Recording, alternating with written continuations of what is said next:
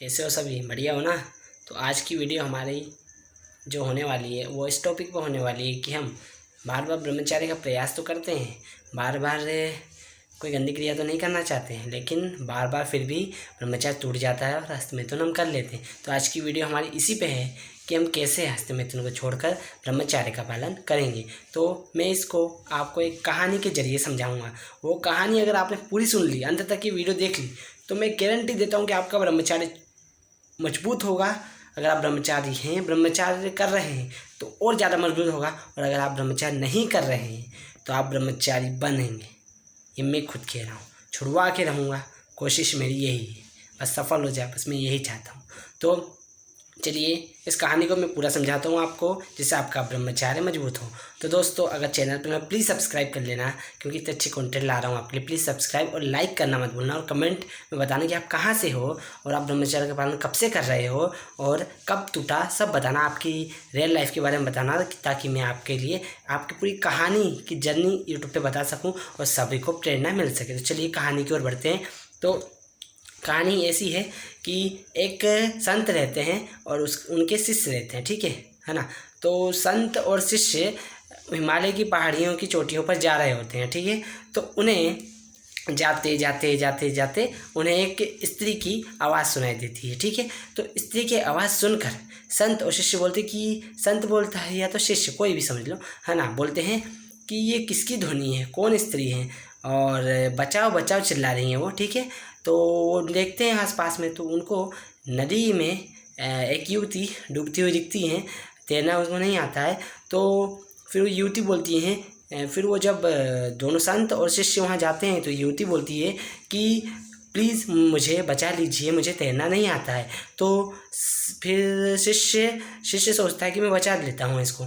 तो शिष्य को याद आता है कि मैंने ब्रह्मचार्य का संकल्प लिया, मैं ब्रह्मचार्य का पालन कर रहा हूँ, है ना। तो अगर मैंने इस स्त्री को छुआ या अपने कंधे पर रख कर इसे बाहर निकाला नदी से, तो मेरा ब्रह्मचार्य नष्ट हो जाएगा, खंडित हो जाएगा, और मैं ब्रह्मचार्य का पालन नहीं कर पाऊँगा।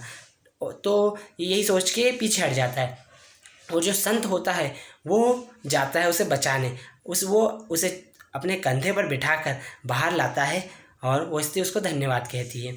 तो जो संत होता है वो निकालता है बाहर। तो शिष्य सोचता है कि ये संत ने अपना ब्रह्मचार्य तोड़ लिया, इस स्त्री को छुआ, और इस स्त्री को छुआ और अपने कंधे पर बिठा के लाया, जिसने तो अपना ब्रह्मचार्य तोड़ लिया। तो ये सोचता है कि अब मैं अपने गुरु से पूछूंगा, अपने गुरु से फिर फिर वो आश्रम पहुंचते हैं अपने, ठीक है, काम पूरा करके आश्रम पहुंचते हैं।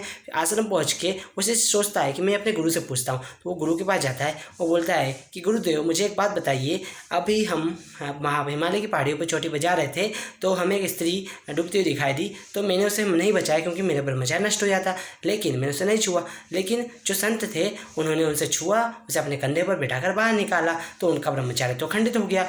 वो तो फिर ब्रह्मचार्य खंडित हो गया उनका, और वो, है ना, खंडित हो गया। तो संत हंसते हुए कहते हैं कि शिष्य एक बात बताओ, वो जो संत हैं उन्होंने तो उस स्त्री को बचा लिया, ठीक है, लेकिन जो तुम हो, तुम्हारा देखो कि तुम अभी भी उसका चिंतन कर रहे हो, अभी भी तुम्हारे मन में वो स्त्री की वासना बैठी हुई है।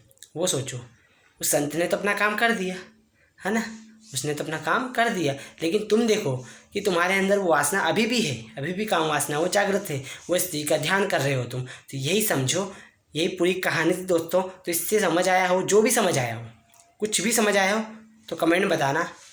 हम किसी की मदद करें नहीं, ऐसा नहीं हमें भाव रखना, हम ब्रह्मचारी हैं तब तो और हमें मदद करनी चाहिए। जो कहते हैं ब्रह्मचारी मदद नहीं करते, क्यों नहीं करते, सब करना चाहिए, लेकिन उसका बार बार अगर चिंतन करोगे, बार बार चिंतन करोगे, बार बार उसका ध्यान करोगे, तो सिंपल सी बात है कि उसका ख्याल आएगा, हमारा ब्रह्मचार्य टूट जाएगा, हम हस्तमैथुन जैसी गंदी क्रिया कर लेंगे, या तो फिर कोई गंदी दूसरी क्रिया कर लेंगे। इसलिए दोस्तों हमें अपने मन पर देखना है ना, किसी भी स्त्री का चिंतन नहीं करना। उस संत ने तो अपना काम कर दिया, लेकिन शिष्य क्या है, शिष्य तो सोचता रह गया, समझे, उसी के बारे में सोच रहा था।